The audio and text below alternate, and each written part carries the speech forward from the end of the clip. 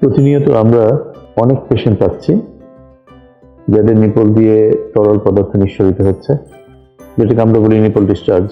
এবং এটা নিয়ে এক একজন এক এক রকম ভাবে চিকিৎসা দিয়ে যাচ্ছে। চিকিৎসার ধরন বিভিন্ন রকম হতেই পারে, তবে সেটা সঠিক চিকিৎসা হতে হবে। এবং কিছু জিনিস আছে যেটা মোটেই করা উচিত হবে না। প্রথম কথা হচ্ছে, আমরা কেন নিপল ডিসচার্জ নিয়ে ওয়ারিড হব? বাস্তবতা হচ্ছে বেশিরভাগ নিপল ডিসচার্জই ক্ষতিকর কারণের জন্য না।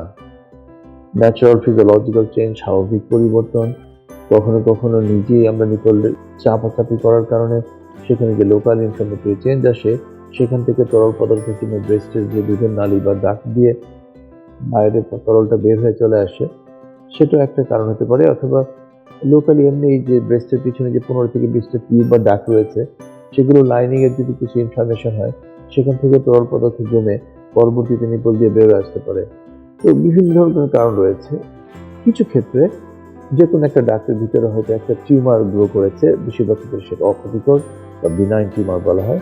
ফর এক্সাম্পল ইন্ট্রাডাক্ট প্যাপিলোমা, সেখানে কিন্তু প্রফিউজ অ্যামাউন্ট অফ ফ্লুইড বেরোতে পারে, অনেক পানি বেরোয় আসতে পারে একটা সিঙ্গেল দাগ দিয়ে বা একটা সিঙ্গেল পয়েন্ট থেকে নিপল থেকে আপনি পানিটা বেরোবে। সেটা তরল পদার্থ পানির মতো দেখতে হতে পারে, স্ট্র কালার হতে পারে, ব্লাড স্টেইনও হতে পারে। কথা হচ্ছে, সব নিপল ডিসচার্জ ক্ষতিকর না। খুবই রেয়ারলি নিপল ডিসচার্জ ব্রেস্ট ক্যান্সারের একটা ফিচার হিসাবে ধরা পড়তে পারে, যেটা মূলত 40-50 বছরের উপরের যারা, যত বয়স বাড়তে থাকবে তাদের নিপল ডিসচার্জ যদি হয়, আমরা ধারণা করব যে ব্রেস্ট ক্যান্সারটাকে এক্সক্লুড করা উচিত। তো এই জিনিসগুলো আমাদের একটু মাথায় রাখতে হবে। কি করণীয়? প্রথমে অবশ্যই একজন ভালো ব্রেস্ট সার্জনের শরণাপন্ন হতে হবে। তিনি যথাযথ হিস্ট্রি নিয়ে এক্সামিনেশন করে, ফিজিক্যাল এক্সামিনেশন করে দেখবেন যে নিপল দিয়ে যে ডিসচার্জটা একটা পয়েন্ট থেকে বেরোচ্ছে কিনা বা একটা নিপল থেকে বেরোচ্ছে কিনা। যদি সিঙ্গেল ডাক্ট স্পন্টেনিয়াস ডিসচার্জ হয়, মানে একটা নিপলের ডাক থেকে নিজেই পানিটা বের হয়, এই হিস্ট্রিটা কিন্তু খুব স্পেসিফিক, তাহলে অবশ্যই আমাদের কিছু করা উচিত।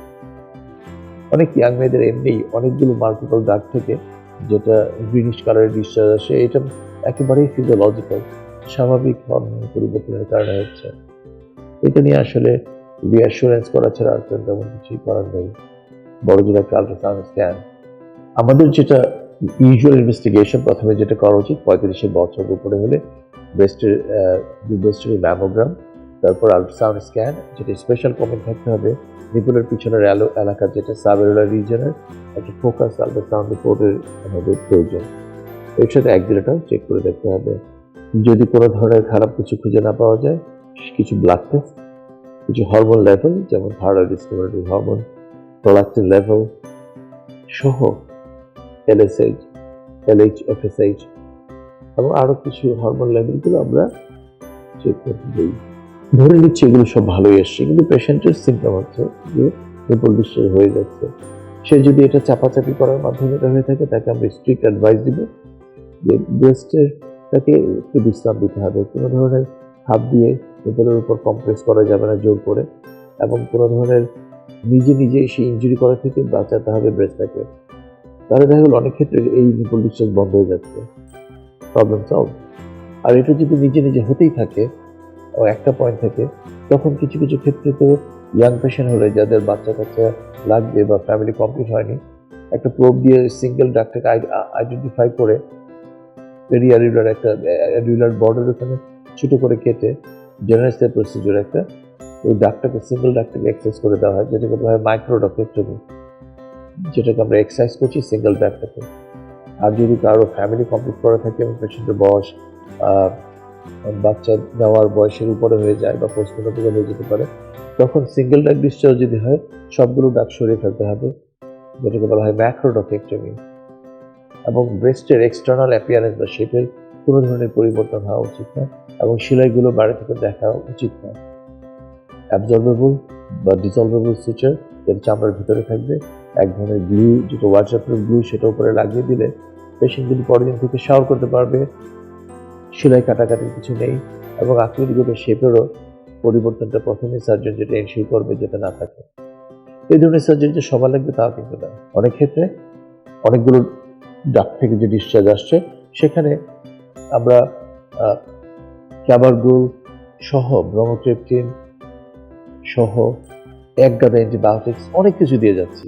এগুলোকে যতটা সম্ভব অ্যাভয়েড করা ভালো, এবং অনেক ক্ষেত্রে এগুলো নিজে নিজেই ভালো হয়ে যাচ্ছে। কিছু কিছু ক্ষেত্রে দেওয়া লাগবে, কিন্তু সব পেশেন্টকে এই ধরনের চিকিৎসা দেওয়ার কোনো কারণ নেই। আর বিলাতে একটা টেস্ট করা হতো আজ থেকে 25-30 বছর আগে, ডাক্টোগ্রাফি। একটা ক্যামেরা সিঙ্গেল ডাক্টের ভিতরে ঢুকিয়ে দেয়, খুব ছোট একটা নল, তারপরে ডাক্তার লাইনিংগুলোকে পরীক্ষা করে দেখা। এক ধরনের স্পেশাল ডাই দিয়ে পরবর্তীতে ম্যামোগ্রাম করেও দেখা হয়। এই ডাক্টোগ্রাফিগুলো ওল্ড ফ্যাশন, এবং আমি বিলাতে প্রায় 26 বছর ছিলাম, একটা নিজেও করিনি, কাউকে করতেও দেখিনি। এই টেস্ট মোটামুটি অবসোলেট।